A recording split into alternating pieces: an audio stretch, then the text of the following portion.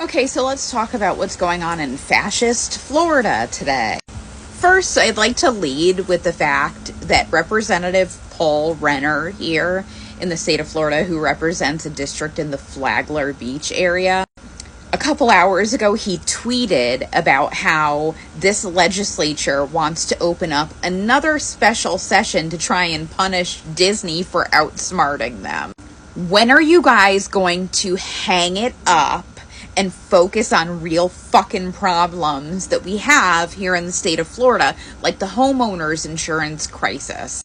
Citizens have been begging the Florida legislature to work on real problems, and they're playing footsie with fucking private businesses exercising their First Amendment rights.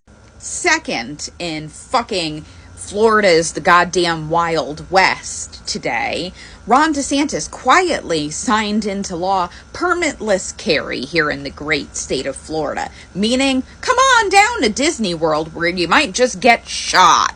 Virtually all of the Florida sheriffs in the entire state came out against Permitless Carry because of the increase in problems it's going to cause for their patrolling.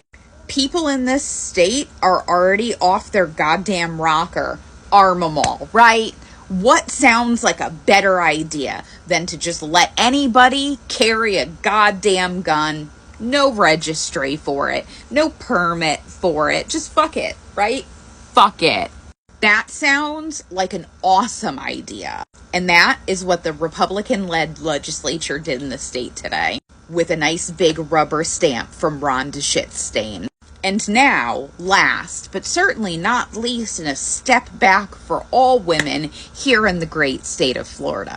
A step closer to the Handmaid's Tale. Just call us Gilead, right? The Republican-controlled Senate in the state of Florida today passed a 6-week abortion ban before most women even know that they're pregnant. And cue all the men in the comments talking about how abortion's murder. Keep your legs closed. Use birth control. And if I have one more man out there try and mansplain to me how women should immediately know that they're pregnant at 4 weeks because they've then missed a period, I'm going to suggest you go back and take a basic biology class, maybe like a minor high school health course, and actually pay attention this time. You see, back here in reality, we live in a world where nobody has a regular 28-day cycle normally. For some women, it's 30. For some women, it's 40. For some women, it's every fucking 6 months. The hormones they've been pumping into our food our entire lives have left us into a tizzy of hormones that we don't know whether we're coming or going half of the time.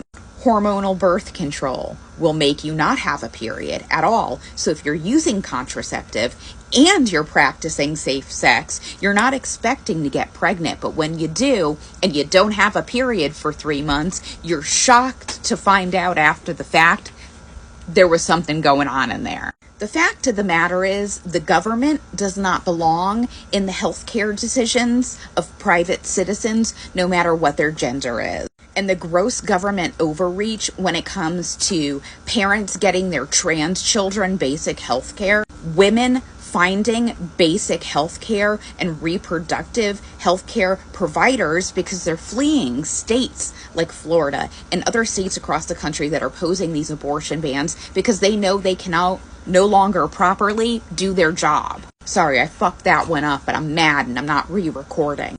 Our state already has one of the worst maternal mortality rates in all of the United States, and this is only going to make it worse because people aren't going to be able to get the proper medical care that they need during a pregnancy, or are going to avoid getting the proper medical care that they need for fear that they're going to be charged for an at-home abortion or having a miscarriage and worrying that they're going to be investigated because they went to the hospital and actually received care for this.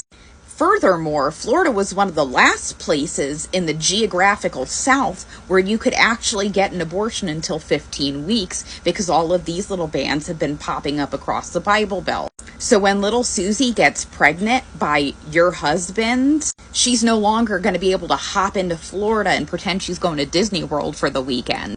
This is going to have great implications far and wide when it comes to women, our young girls, our teenage girls, and reproductive rights and healthcare for an entire generation.